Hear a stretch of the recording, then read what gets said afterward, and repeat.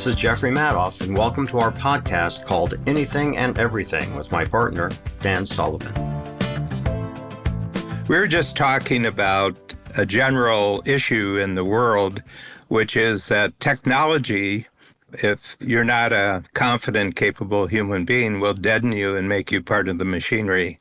And we were reflecting on a great line that the Four Seasons Hotel used, one of the great hotel networks in the world, Four Seasons.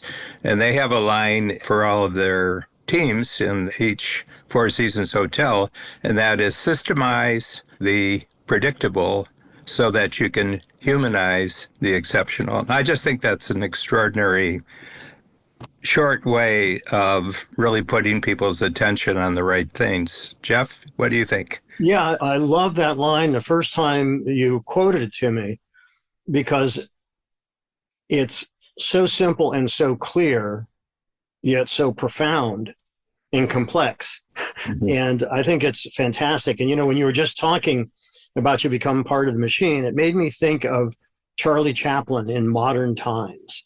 Mm-hmm. And you saw them going through the gears in the machine.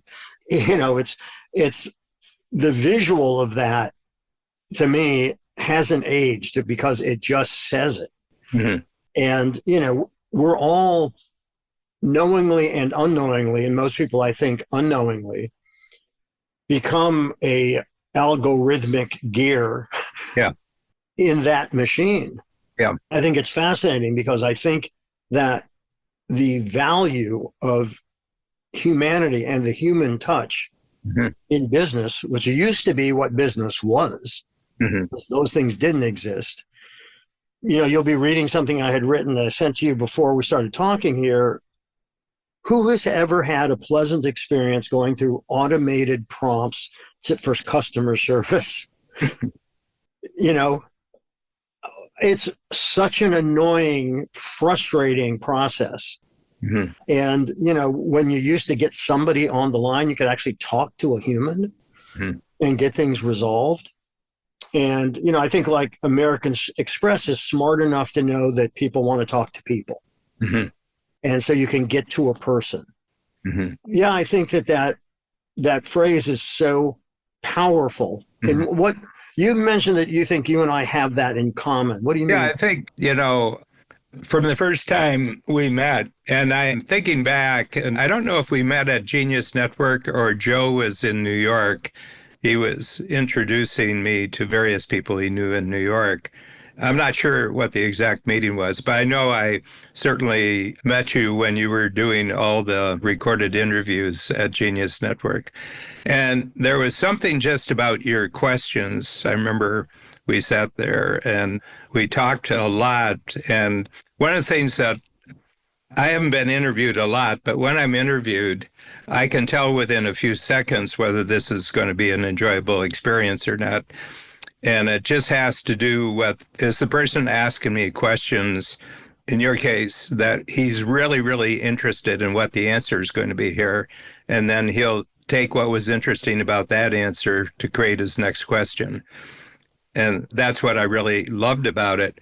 But I think the other thing is that there was a very, very positively psychological framework to it, is that you were going to go wherever the interview went based on what the conversation was telling. And it just really intrigued me. We have a lot of interest in common, but we're very, very different creatures. And I would say, is there a theme that kind of holds the whole relationship together? And I think it's this humanizing the exceptional. The more human that you can make a situation and the more exceptional you can make the performance and the result, that's just riveting for both of us. It is. And, part of what was enlightening to me when I was at your Free Zone conference via Zoom the other day is it's easy for me to understand what you find interesting, because I love the fact that you don't give anybody any answers. You ask the right questions. And I think that's a real art. And I think that's what makes both for the interviewer and the interviewee, that's what makes it interesting, because then it quickly becomes a conversation, Mhm. not a lecture, not, sitting there thinking, God, I answered this question 500 times already. Mhm. you know, so I think it's kind of fascinating. And I think you're right. But I think our mutual love of theater Mhm. is an example of, when you are touched by live performance Mhm. and what that does. And, your whole business of strategic coach is valuing the individual, Mhm. but they have to find their answers. Mhm. You don't give them answers. Mhm. You help them by asking them the right questions, the tools that they use as a result of you that you create. Mhm. And I think that's really kind of fascinating, because I don't think there's any other way to get to the root of the issues that people are confronting without that human touch. Mhm. The other thing that, our conversations over far more than a decade now have always touched on is the environment that we're living in, everybody's living in today, which is what I would say more and more pervasively technological. I mean, this has come up dozens and dozens of times in our podcasts and our other conversations, that there's this goal, I think, on part of some people, that we can create great creativity, great productivity, and great profitability if we can just get rid of the people. Yeah. Yeah. I don't believe that you can fire your way or lay off your way into profitability. Yeah. And that happens, a couple of times, whether you're hitting a business reversal or you're trying to up the market value for your company. So to prepare it for sale, you falsely boost the profitability by cutting all the costs. Yeah. Short-term quarterly stock prices, the stock value. But my sense is that this has always been there, it just takes a very, very advanced technological form now. But if you go back centuries, there was always some overlying authority or power that wanted people to conform and just to march in unison and believe in unison and think in unison. So I think it takes the technological form today, but it's sort of an authoritarian or it's a dogmatic structure. And, you can go back to Roman days or you can go back to Greek days, and it's there. The individual who decides not to go along with the program are the interesting human beings. Right. Yeah, they are. And of course, there are reasons for not going along with them. Mhm. You make me think of Spartacus. Yeah. Yeah, Well, that's why Spartacus is so interesting. that's right. I mean, first of all, that a slave would rebel against the empire is a great story. Yes. And I love the scene in that movie when they were caught, the slave uprising. And so they wanted to find which one was Spartacus. And Everybody was Spartacus. that's right. And that was, I thought, wow, that's so cool. you know, Yeah. that was such a powerful scene. But the interesting thing about that statement, now that you just mentioned it, I hadn't thought about it before you said something, is that they had bought into who Spartacus was. That's right. To a certain extent, they were Spartacus in the sense that they had bought into the mission and the rebellion. They had all bought into it. And I think there's always the underdog story, right? That people like that. But the thing that makes the underdog story compelling is because the underdog is always portrayed, and I'm not saying wrongly, but certainly in dramatic situations, in books and movies and plays, as more human. Mhm. They care about other people. And the hero, and in this case, Spartacus that we're talking about, the hero is the one that puts others above themselves. Mhm. So I think that that's a really interesting dynamic. Now, whether that translates into real life or not, sometimes. Well, I think it does. Yeah, I think it does. And I think, I write a small book every quarter. Okay, it's about a 60-page book, so it's manageable in a quarter. And it's just a particular idea. The book I'm writing next, which starts next week, is called the Bill of Rights economy. And what I've done is I've looked at the first 10 amendments, which is called the Bill of Rights in the U.S. Constitution. And I've identified 5 ways that each amendment actually encourages entrepreneurism. Okay. The interesting thing about the beginning of the U.S., with the Declaration in 76 and the Constitution in 87, is that they were departing and declaring themselves independent from the greatest empire that existed on the planet. And probably just for span, the British Empire was the greatest empire ever and probably ever will be, just in terms of where they controlled things. And the colonies were the colonies. They were expected to do what the head office in London wanted to do. And they all knew when they signed the Declaration of Independence that they were also signing on to their execution when they did it. Go a little more into that. Well, they would have hanged. They would have hanged. If the revolution had failed and they were all captured, they would have been hanged for treason. So it's an act of defiance. The characters who pulled off the revolution were a lot more interesting than the British admirals and the British generals that they sent over to put it down. And the people knew them. Yeah. So the other became an invading army. Yeah. Yeah. There's a very famous story about Franklin, because Franklin, at a certain crucial point before the revolution started in 1776, this would have been either earlier in 1776 or it would have been 1775, he didn't want the independence. He just wanted the British in London to actually recognize the North American colonists as British citizens and that they would have the same rights as the citizens of the UK. Okay. And that especially related to taxation and how they were taxed. And he went over to Britain, and Franklin was a very substantial individual. I mean, he was a major thinker. He was a major entrepreneur. He was certainly a major entrepreneur, scientist. Anyway, he went over there and they put him in a room and they just ridiculed him. They were very contemptuous of him. They said that on the boat over, he was a loyal British subject, and on the boat back, he became an American rebel just because of how he was treated. And he was the most reasonable in many ways. If you read Franklin, Franklin was a very reasonable character.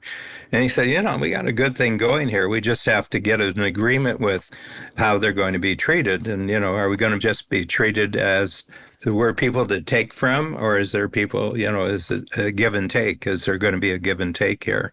And that situation, that circumstance when he was ridiculed and, they insulted him and everything else, that was the break with. It's always contempt that breaks up relationships. Mm-hmm. Yeah, that's right. There's no coming back from contempt. No. Well, because that also shows that there's no trust anymore. Yeah. Were you, by the way, referencing Walter Isaacson's book on Franklin? No, I wasn't. This was from another reference. I've read a lot about that period. I'm very, very interested in that period, but it was very daring. I mean, it was very daring what they did. Plus, it was a unique situation because these were substantial people in the colonies. I mean, you can't find another colonial situation in the world that would have that amount of entrepreneurial spirit on the one hand, and the other thing, just the intellectual capability of that whole group of people. They were very, very well-read, very articulate people, and not just the ones we know, but the others who signed on and were part of the beginning. But the whole thing about the Bill of Rights, right from the 1st to the 10th of the Bill of Rights, the 10 amendments, it's that there's 2 things. The Constitution, right on the first page, says this is the supreme law of the land. Okay. It's not the president. It's not the Congress. It's not the Supreme Court. This document is the Supreme Court, is the supreme law of the land. But those first 10 were actually the objections that the public had of the Constitution itself, and said, we don't trust you. We don't trust you. And Hamilton was the great example. Hamilton wanted America just to be a bigger Britain with aristocracy and the military officers in charge. And he wanted it both North America and South America. He said, we're going to have the whole Western Hemisphere. But Madison said, but we're just becoming what we're trying to separate ourselves from if we go in that route. But the big thing is that that document is to protect the people from the government. The whole purpose of the Constitution is to protect the people. And in other words, allow us to be human beings, allow us to have our own ambitions, allow us to develop our lives in the way we want to develop it. So that's what, coming back to the theme of humanizing the exceptional, these were exceptional people. They were creating somewhere where the individual could really become exceptional. And it's interesting because are the people, when you say these were really exceptional people? Mm-hmm. I think they were. Oh, I don't argue that, but can one act on their exceptionalism in circumstances that don't require it? Yes, I think they can. Because I think we would both agree that Churchill was an exceptional person. Yeah, totally exceptional. But it was also a factor of the times that he was in, and that he could fall so far early on, with the Boer War. With Gallipoli. And Gallipoli also, that's right. And he recognized the threat of Hitler. Yeah. And Chamberlain was oblivious, or I don't know if he was oblivious or what, but certainly didn't seem to get it. But it was those exceptional times that called for exceptional actions and exceptional people. Yeah, he wasn't called back until they were just about ready to go over the cliff, as far as the war was going. And his resurrection, so to speak. Yeah. Although you have to give it to him, he was consistent throughout, in terms of what he saw as a threat. Yeah. You asked the question, is it possible for people to be uniquely exceptional? And I said, yes, there is. Number one, I think entrepreneurism is the main vehicle there. And what we're talking about in the book, Casting, Not Hiring, is that if you treat your life and treat the organization the way you organize life in a theatrical way, you can be absolutely exceptional. Well, and that's why we love theater. That's why we love theater, because it humanizes the exceptional.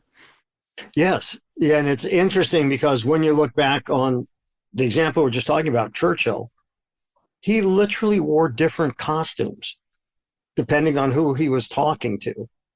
And, whether he dressed up as a Hyde Street person or he dressed up as a soldier, and I think he was very aware of the audience he was playing to, or at least thought he was playing to. Yeah.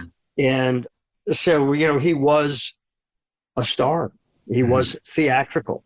And he had these unique attributes that made him stand out, and he enhanced those attributes, in terms of what he did. But the Churchill Museum in London, which is down in the basement right next to the war rooms, where they basically planned out the whole war. So there's two parts to it, but one of them is just on Churchill, and there's a engraving on he says, "I believe all human beings are worms, but I am a glowworm." Star Theater, I think he's a glowworm, But we started on this particular conversation is that I think the tyranny now is in the technology. Yeah, so tell me what you mean by that. Well, that if you're willing, technology will turn you into a machine. If you just want to go along, more and more, you will be asked to act almost like a machine. Don't have an opinion, don't have an objection, just go along. Just go along with the algorithm. Don't rebel against the algorithm. Yeah, and if you are complicit, you have become a part of it. Yeah. And I think that the gap between technology, as we're talking about it, which initially seduced the same way that television did, appeared to be giving you free entertainment. But what they were doing is selling their audience to advertisers. Yeah. Which is the same thing that Facebook did, the same thing that Instagram did, the same thing, all of these, Yeah. If they say it's free, you can know that you're the product. That's right. It's exactly right. Yeah. Yeah. Yeah. Why do you think it is that there seems to be this blind faith, I would call it, that this being technology is a good thing? Well, I don't have anything personally against technology, and I don't think you do either. I don't. No, the way I've analyzed technology is that it's automated teamwork. So all human activities eventually, if they're really effective, isn't so much on one person's role. It's humans working together and having a way of passing off part of a project to another person in the project. So there's a certain efficiency, teamwork, and then it can be observed what these humans are doing, and it's always repeated. It always is done the same way. So why don't we just automate it and essentially free the humans up to do something or get rid of the cost of the humans? It's either for a negative reason or a positive reason. And that just happens at every level of human activity, that things which once were just human beings doing, now it's machines doing the same thing as the humans are. The big crucial is once the humans no longer have to do the automatic activity, do they get freed up to do creative activity, or do they just disappear and are eliminated as a factor? And I think that's the real issue here. Is it a negative thing you're doing this for because you don't want to deal with the people, or is it a positive thing, is that you think that the humans are capable of much more, and this repetitive part, we don't want humans doing this anymore. We want them to do creative things. Well, I think that big businesses are always looking at how to increase profits, especially public companies. Yeah. Because they're beholden to their board of directors and their stockholders. Mm-hmm. So I think that that's where the focus goes. So I don't think that it's an altruistic, we'd like to free these people up to be able to do more creative things. I don't think they care. I think it's how it impacts the bottom line. Yeah, well, it's also the people in the corporations, the public corporations, who are responsible for, quarterly earnings. They're mechanized human beings to a certain extent. Well, that's right. I mean, they're just passing on, we're mechanized, so we'll pass it on that everybody should be mechanized so we meet our quarterly reports. Well, and I think you can't eliminate from that the higher up executives, CEOs included, the more they up the profits, the more they up their own income. Yeah. And so they care, I think you have mentioned this before, which is their number one concern is their own future with the company. Or another company. Or that's right. Or another company. Yeah. Because the average for a CEO, if you take the big listings, 500, Fortune 500 or any of the listings, the average time as a CEO is 6 years. Well, I have been in a number of situations where the CEO or president of a company, the company that hired them realized they made a mistake. But they made a mistake, they discover it, 2 years in. So the question is, how do we get rid of that person? And the way they get rid of that person is paying them a barge load of money. Mm-hmm. And then the confidentiality agreements and the non-disclosures as to why. So then we end up hearing because they wanted to spend more time with their family. Yeah. And I certainly believe that. So I think that, it's set up in a way that the individual ultimately isn't valued. Mm-hmm. That's expendable because if the result of me making you expendable is my bottom line goes up. Yeah. We were just sharing some information about incorporated companies in the United States. And, I did a search and it came up with that there's about 33 million as of the end of 2023. There were 33 million plus incorporated companies. And so I put in how many of these are privately owned, and it was 99% were privately owned. It's fascinating, yes. Yeah. And then I asked another question. This is an AI search, an answer search. And I said, can you break out that 99% in terms of how many employees? 1 to 10, 10 to 50, 50 to 150, 150 to 500, 500 plus. And 74%, it was 1 to 10. Mm-hmm. So the thing is, these are privately owned, so they're not controlled by Wall Street. They're not controlled by the quarterly earnings. They may have investors, but it's not that impersonal. I mean, you don't even know who it is at Wall Street that's actually doing this, what you're doing, and it's a market. It's geared to be Exactly impersonal. what it is. You can't operate a system like that on a personal basis. Although I'm sure it does happen.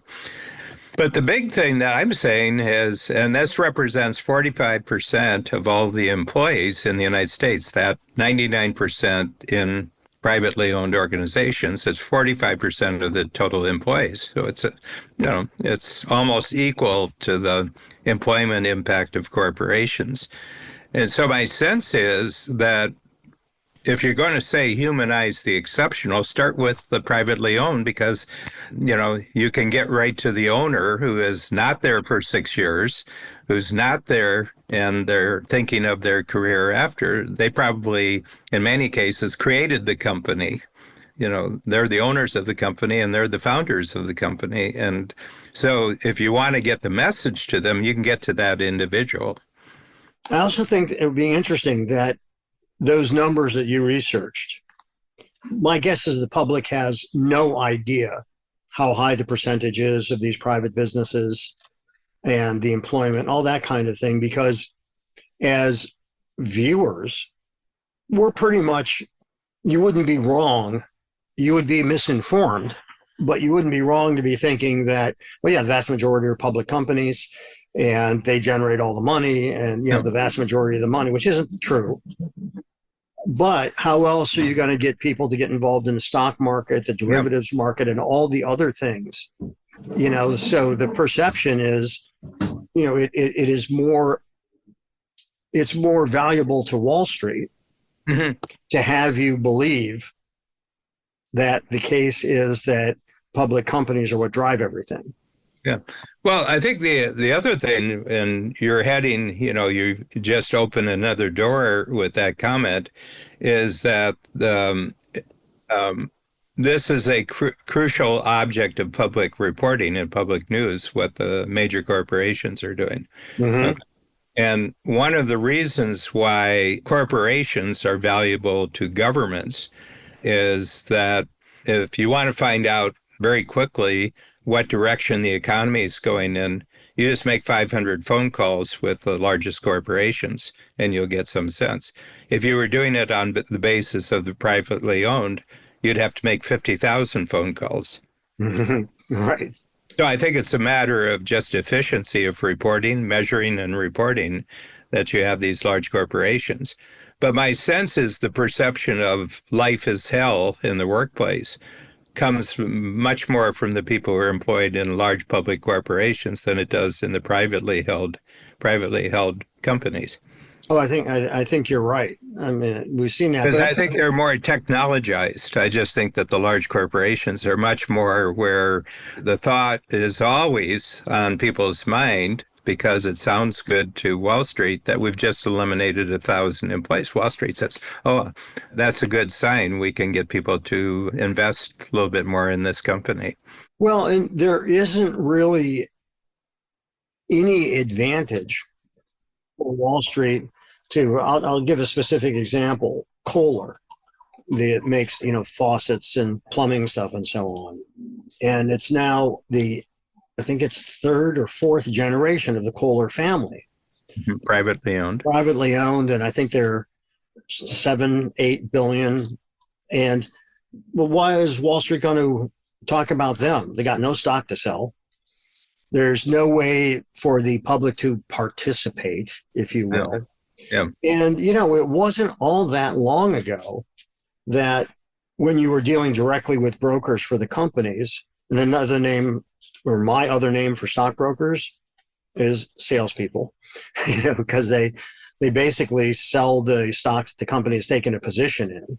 Mm-hmm. And there's no money-making incentive to cover those private companies. Nope. And so again, the perception gets created that if you want to get in the game, here's the game. And now a more pure indication of this, which I find actually repellent. You know, you have a phrase that I love, and we've talked about it a lot, and use it is guesses and bets. Everything's guesses and bets. Mm-hmm. The betting websites, where literally, and I saw this last night and read about it, that they have people placing bets on the degree of damage of the Los Angeles fires. Yep. Yep. And how venal can you get that you're willing to so literally profit from tragedy? And that just gets me. I mean, that's just, so, well, it's certainly against my values. Yeah. Yeah. Well, it's not the game that you and I play for the last 50 years. Ours is strictly relationship based. Everything is relation. We bet on relationships. Yeah. And by the way, it's not the last 50, it's, 75 on my end and 80 on yours. I mean, it's not like we had some revelation in Swift. But my sense is, because I've dabbled with AI since it's come out, since it's been a big deal over the last 2 years, I've dabbled with it and I find it very interesting. It's actually, the way I'm approaching it is that what happens to my intelligence if I'm creating teamwork with artificial intelligence? That's what I really find interesting about it. One of the things is I'm finding that my way of thinking about things is gradually changing. And in particular with one particular AI tool, Perplexity, which I find very congenial. I just find it, whoever the makers of this are, you kind of get a sense they're sort of congenial human beings. But what I've learned when I read something, my news is mostly on the internet. I have some great sites that have great articles, and a thought will occur to me, Jay. I said, Jay, I wonder, I'd like some more history on this. And I'll go to Perplexity. I say, tell me 10 important historical facts about this thing. And, it's 3 seconds, 4 seconds. I do it and I read it through.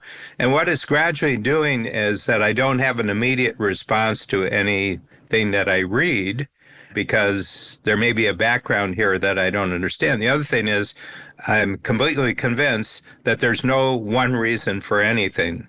There's 10 reasons for something, like as you do it. And it's just making me a little bit more wise, if I can use that word, wise about how I respond to news or how I respond to claims. I just like to know a little bit of more background about this, and I find that very satisfying. That's technology that's actually making me into a smarter, more effective human being. No, I think it's you who are making yourself a more smarter and effective human being, and how you use that tool, which is the technology, in this case, the tool being Perplexity. Yeah.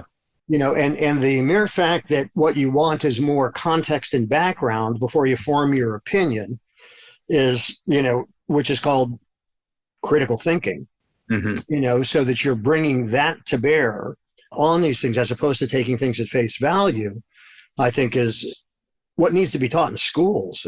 People need to know how to do that.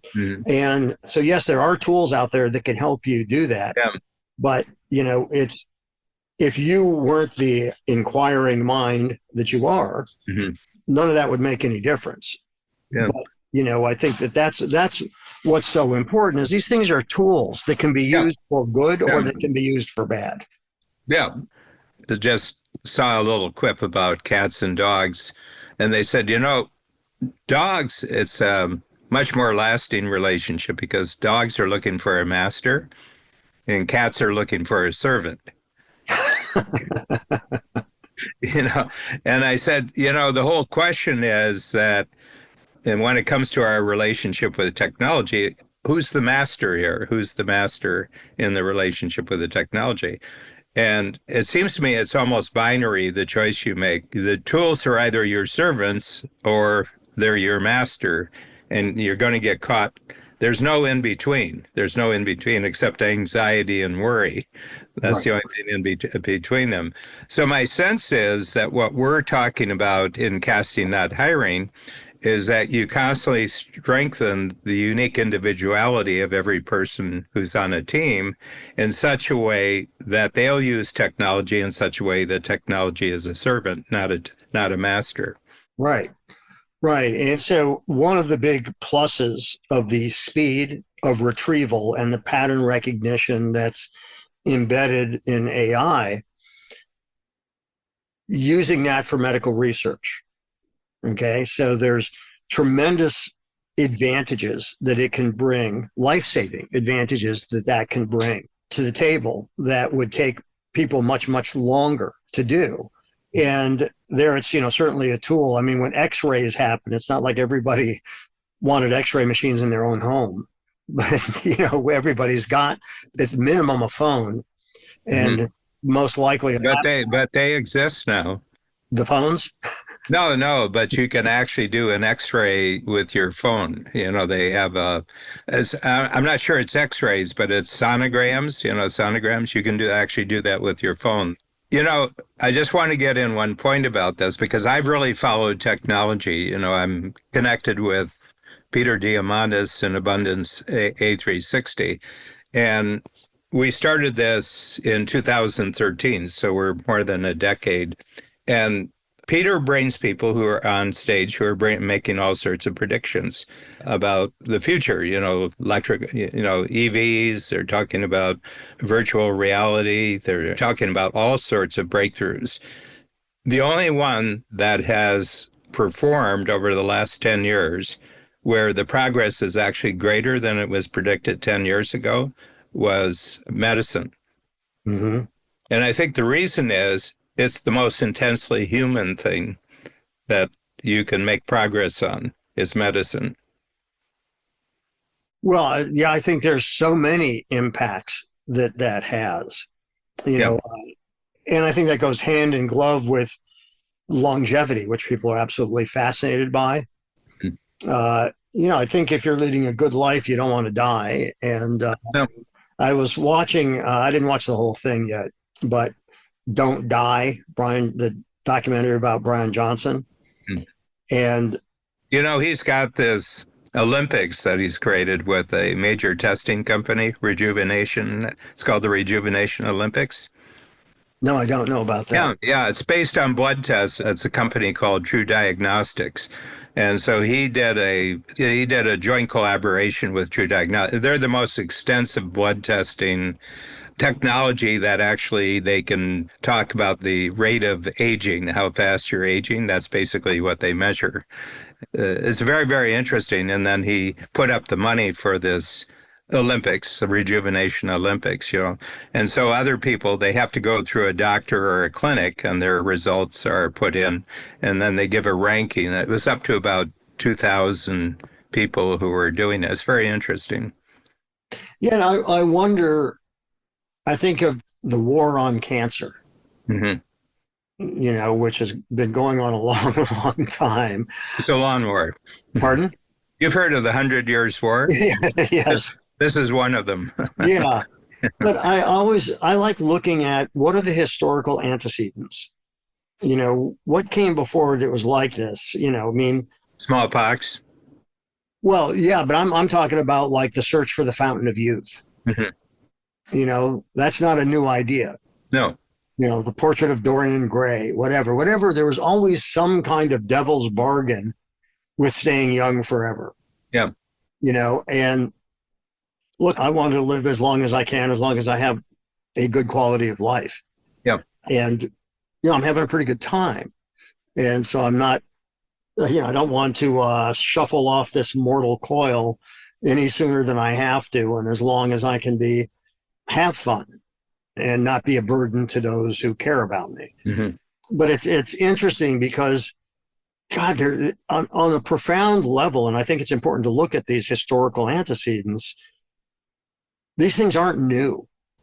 The ability and measurement and criteria and insights we may have into things, but it's like when you read that book that suggested to you that you enjoyed about I'm blanking on the name of it now, about the goat guy that was implanting goat testicles, Oh, yeah. Yeah. but he pioneered marketing. Oh, yeah. It just, I mean, it was just absolutely, absolutely. Was called Charlatan? Was that it? Charlton, yeah, a doctor in Kansas. Yeah. And Oh, well, he wasn't. I'm not sure he was a doctor. yeah, yeah. He called himself a doctor. I think he did a 2-week course somewhere. But fascinating guy, and he was a phenomenal marketer, broadcast marketer. But he vastly expanded the technology of radio. Mm-hmm. And literally gave country music its real foothold in the American public listening to country music, because he had a 1,000,000-watt radio station, Yes. and it was illegal in the United States, so it was a mile across the U.S.-Mexican border. But the interesting thing was he was called a charlatan about all the doctors, but if you look at the actual history of medicine when he was operating in the 1920s and 30s, there were a lot of, official doctors who were doing they were doing fraudulent things. Well, you could get your hair cut and your liver taken out, at the same place. In the same chair. That's right. How should I tilt this? Yeah. Yeah. Well, a little off the top, or should we take out a vital organ? Yeah. Yeah.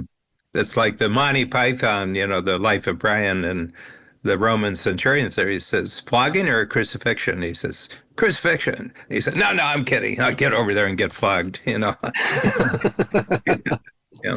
Yeah. But there's 2 ways you can get a haircut. So, the haircut where you really get taken for a lot. But the other thing is that he was a criminal. There's no question what he was doing was criminal. But he was certainly tapping into what an aspiration there is for people to lengthen their lives and hold on to their health. He's tapping into an aspiration. What's interesting to me is, so you and I are both old enough to remember. We're just old, but not enough. That's right. That's right. The enough is later. That's right. I'll second that. When the change happened, I don't remember. I wasn't alive when the big radio piece of furniture was in the room and people would sit around and watch the radio aside from listen to it. Not much happened when you looked at it, But when television came in, and television was regarded 2 ways.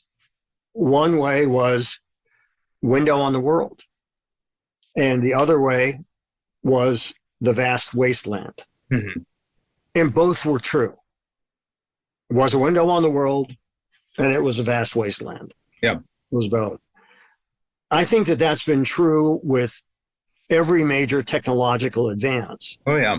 There are those that are using it for the general good, like what we're talking about with medicine and so on. And there are those that are using it to monetize whatever they can, however they can. And that includes information about individuals, all kinds of stuff. So those 2 things, window on the world, vast wasteland, can both be true at the same time. Yeah. And that's the concern. It's not the concern. That's how I look at the technology. Depending on how you use it, it's going to determine that. But I think that there's a lot, when it was also totally unregulated, because nobody even knew what to do with social media when it first started. Nobody couldn't know what it was going to grow into and become. Yeah. So I think that's kind of interesting. And is it this week they're going to be ruling on TikTok? Yeah. Yeah. Which is also interesting, because my guess is a lot of people in the government are woefully ignorant of what that even is. I'm talking about TikTok and those aspects of social media. I don't know who they're getting information from. Well, the big aspect is that it's controlled and owned by the Communist Party of China. Right. I mean, no, I know. If they were an American-made technological platform, we wouldn't be going through this conversation. I agree. But I think that it's also interesting because the concern that there is information being harvested from U.S. citizens, which has, been happening since this started. Yeah. And, how much do I trust Facebook's harvesting of information or Instagram or whatever. For Google. Right. But also we have a tremendous desire, this I'm talking about humans, for answers that most people don't realize the complexity of the question. And, like you were talking about yourself earlier in terms of how you will look up the history and the context of something, most people just want a simple answer right away, Mm-hmm. even though a true simple answer isn't there.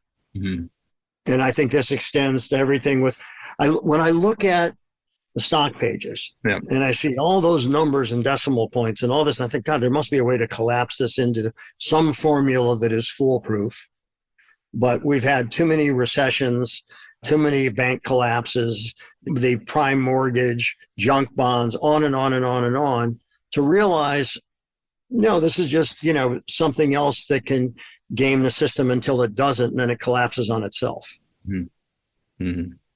And we've seen that on and off constantly with crypto.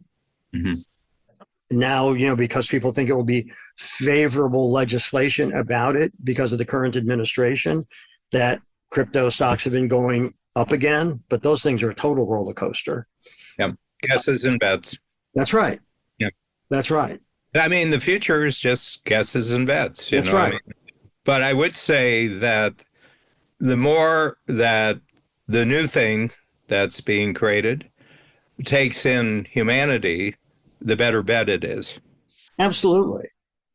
Absolutely. And the better bet because, you talk about values and you talk about value monetarily, and people are willing to pay more for that. Those who can, of course, are willing to pay for that. And so you go back to the Four Seasons Hotel and their operating philosophy, which is so brilliantly stated in that one sentence. If you'd repeat that for whoever's listening, that would be good. Systematize the predictable so that you can humanize the exceptional. And what they mean by that is that their hotels are so well run, they have such great systems, and systems are, how people provide service, how they, provide a first-class environment, but they break that down into a whole set of little rules.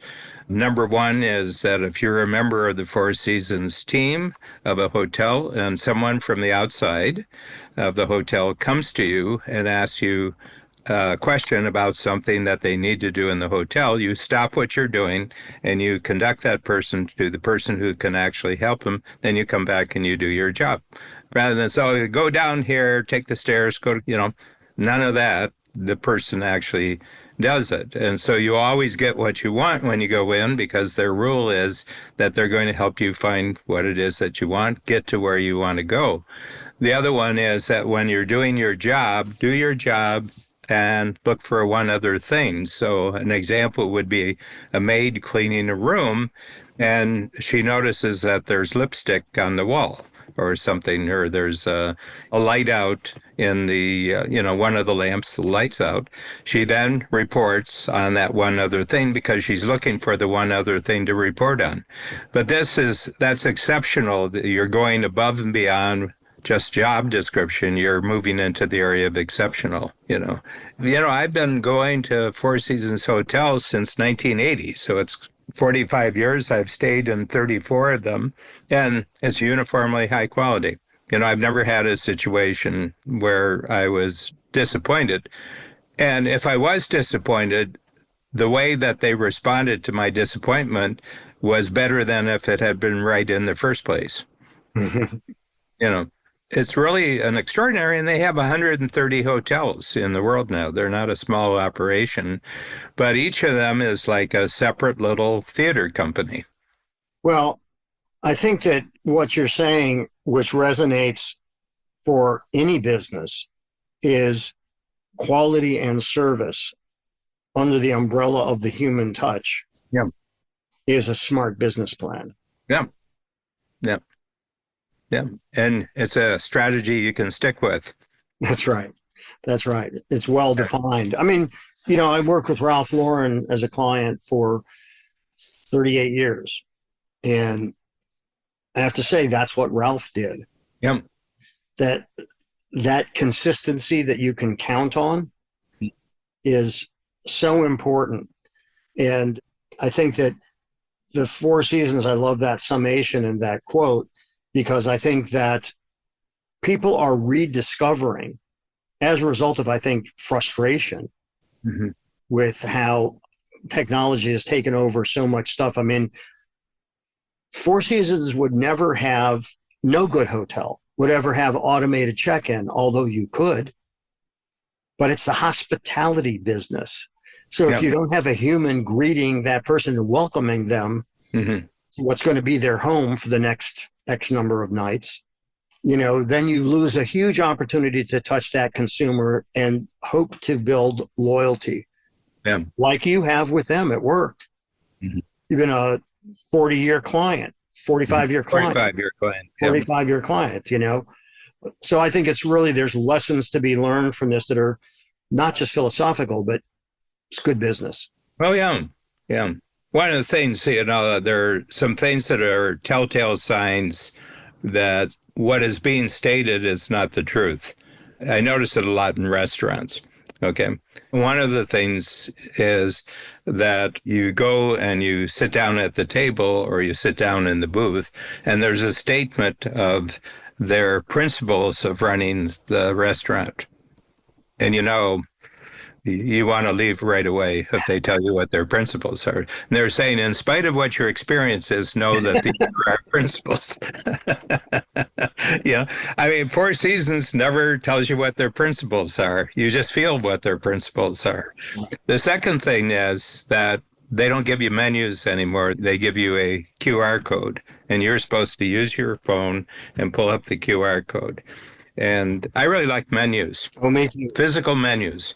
We were at a steak restaurant last night in Chicago, and it was quite dark. It's nicely designed and everything, but it's 7 o'clock in January and it's dark, so they have lights on, but they're very subtle lights and everything else.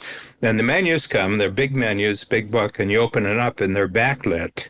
They're backlit. I said, that I really like. I really like. I hate having to ask for a flashlight or something to actually read the menu. The other thing is that you go to a restaurant, and where you can really tell it is in the restrooms, there's broken tile on the floor. Okay. They have tiled floors, but one of them is broken and it's chipped a little bit, or there's a crack in the mirror, or there's a mark on the wall. And you go back 2 weeks later and it's not repaired. Something's really wrong with that restaurant. Yeah, there are those telltale signs, the clues that something is not working right. Mm-hmm. Yeah. Yeah, absolutely. I was at a restaurant actually in Chicago, really cool restaurant. And they said I had the thing in the middle of the table that you could use a QR code. And this was an expensive place. So I asked the waiter, I said, do people really prefer, the looking at a menu on their phone? And he said, they hate it. Yeah. I said, so why do you do it? And he said, we're phasing it out. We're having our menus printed. No, the customers hate it. Oh, yeah. I mean, it's the most impersonal thing in the world. Well, and it's also part of your marketing. If you have a nicely designed menu. I love menus. Yeah, absolutely. Absolutely. And I don't want to sit there with my appliance.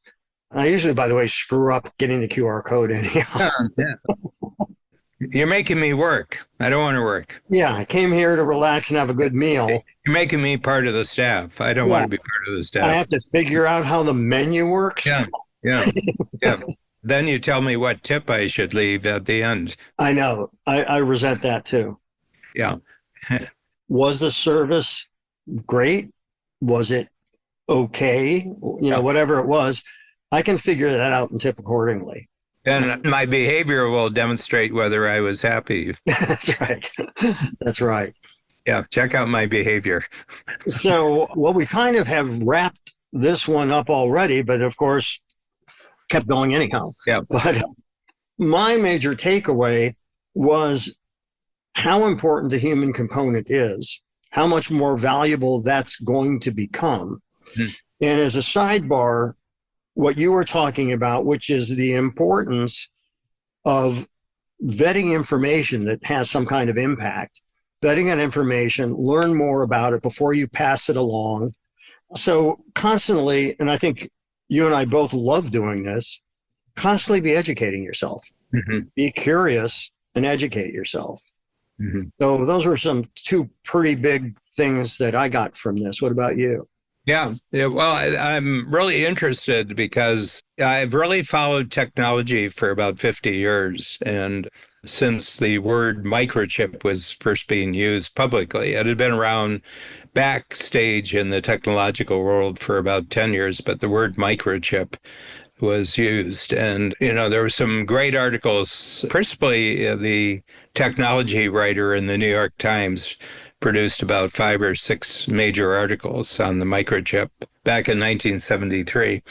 And they said that this is going to be one of the great changes in human history, and that it's an invention that can be used on almost every existing invention. So cars are going to be transformed by this. Every mechanical process is going to be transformed. Organizational processes are going to be transformed. But it's also an invention that can be used on itself to produce even more powerful microchips. And I said, this is really cool. You're right at a major historical breakthrough or watershed.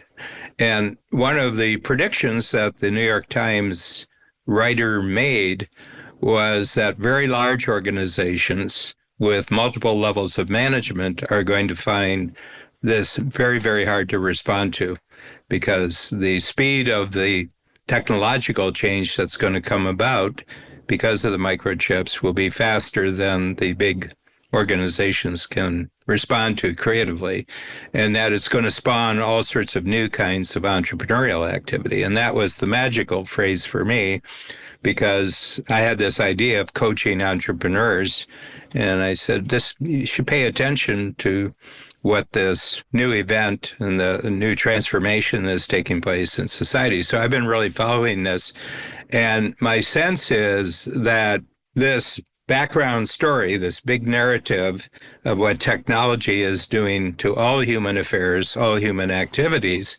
seems to be the major narrative of all other change that's happening in society, and that there was no training or education about this anywhere in the educational system. And it's not really talked about as a thing, even in the business world. They talk about particular devices, or they talk about particularly new tools or anything, but they don't talk just about the general environment. And my sense is that if you're ignorant about this and you're not alert about this, that my sense is that the technology will make you part of itself, and it'll ask you to think and communicate and act as if you're a piece of machinery and not a human being. I agree. It's funny because on the book that we're doing together, Casting Not Hiring, I am writing it as opposed to, I'm not trying to have AI do it, because I want a unique voice for us, because the more that these areas intrude, the more homogenized the output becomes. And so I think it's important and incumbent on you and I to practice what we preach. And that human touch, which I don't think either one of us would ever abandon, is just so important. This has been great. Yep. We talked about something, and we talked about everything around that something. So within the framework of anything and everything, I give us an A today. I'm not a real high grader, but I thought it was an A today. I will accept and agree with that. Thanks for joining us today on our show, Anything and Everything. If you enjoyed it, please share it with a friend. For more about me and my work, visit acreativecareer.com and madoffproductions.com. To learn more about Dan and Strategic Coach, visit strategiccoach.com.